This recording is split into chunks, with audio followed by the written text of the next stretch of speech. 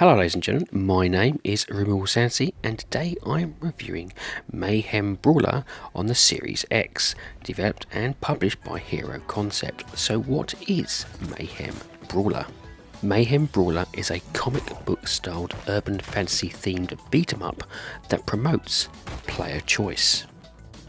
The premise is that whilst answering a routine call on patrol, Dolphin, Star and Trouble, the most popular officers of the super-powered law enforcement agency Stronghold, find themselves in a sequence of events that will alter the fate of the entire city.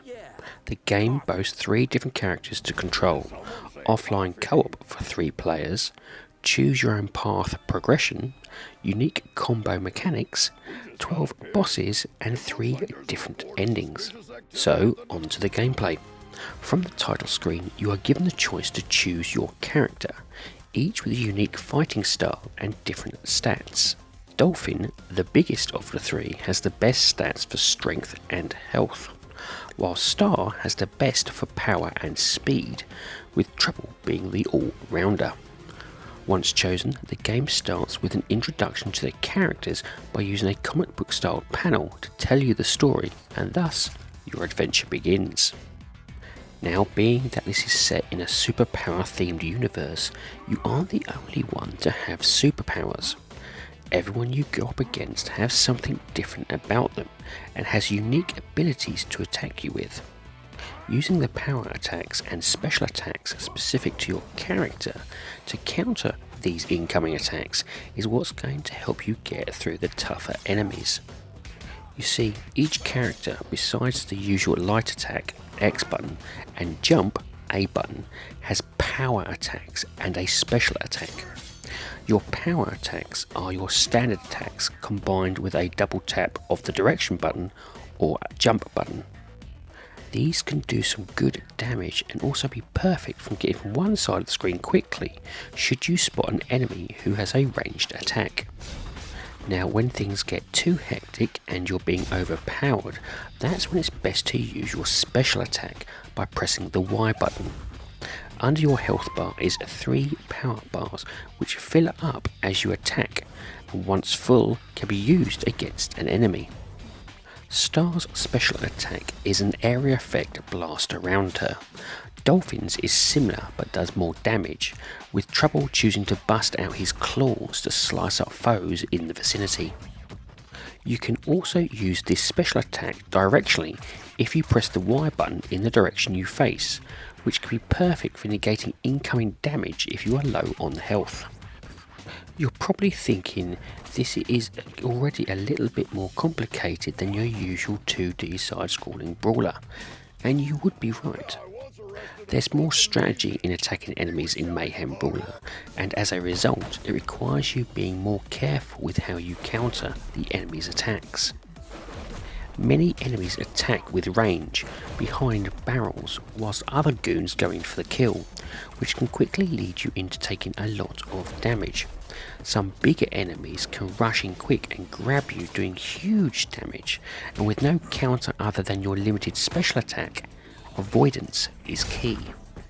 Learning your enemy's attack patterns will help a lot here, but also knowing your attack range and damage on these types of enemies is equally needed.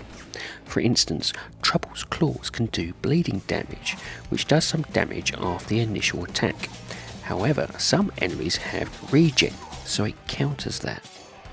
One thing I did notice in Mayhem Brawler is the amount of weapons you can pick up is quite large, with a nice array of short-ranged and long-ranged weaponry. Melee items include knives, cleavers, batons and bats, whilst range items is picked up by guns including pistols and SMGs. The ranged ones also help stun foes, which is perfect if you are getting hit by a lot of groups. Now, depending on your choice to go easy or harder, the game provides you with a set number of lives, which should you fully use during any level will mean a full restart of that level with all your lives replenished. Should this happen, you also get to change your character if you failed the level, so if you're finding that character you're using not your liking, you can always choose another. One of the biggest issues I had with the game was its controls. If you are happy using the D-pad as the main choice for directional input, you won't be having any issues with this game. However, if like me you prefer analog sticks, this is where the game lets you down. The D-pad input is perfect, but the analog sticks seems to have an issue. Often I try to do a directional power attack and it just wouldn't register my inputs. Other times it would, but the delay was so long it actually became a hindrance to the gameplay experience. But in all fairness, this is something the devs can tweak with a patch in a bid to ensure analogs gets a more responsive output.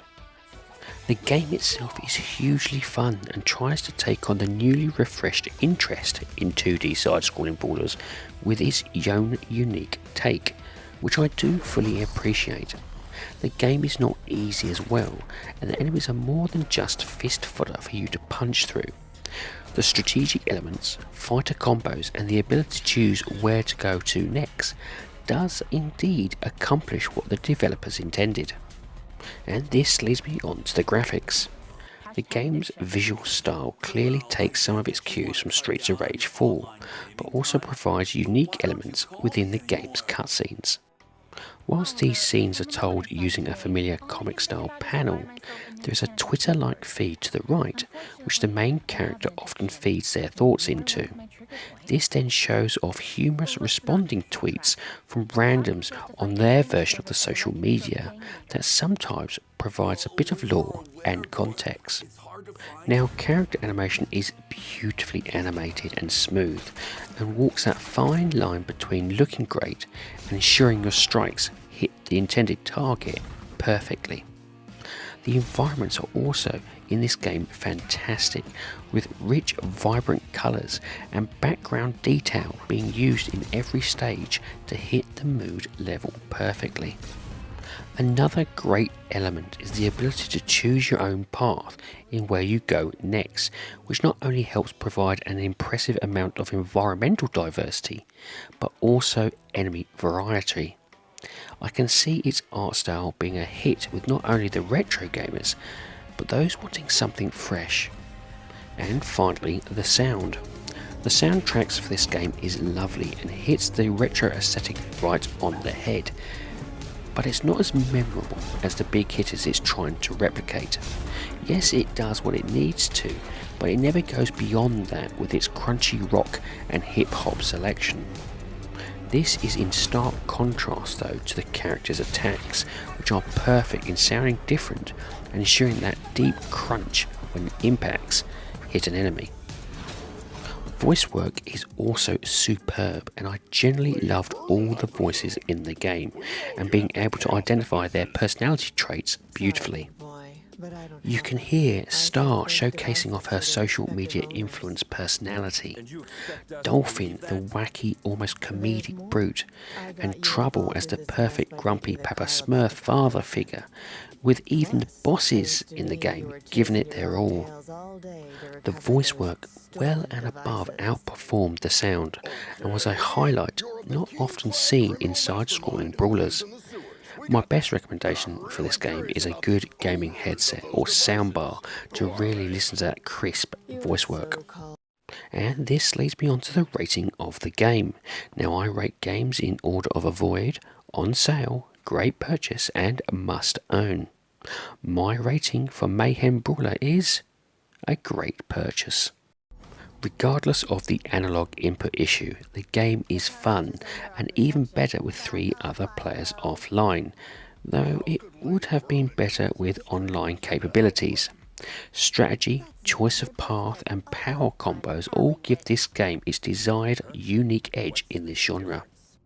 The game is currently priced on Xbox at £16.64 or approximately $20, and depending on your skill and patience would give you about 15 plus hours worth of gameplay to potentially get all 3 endings, and also has the arcade option for playing the game without dying as replay value.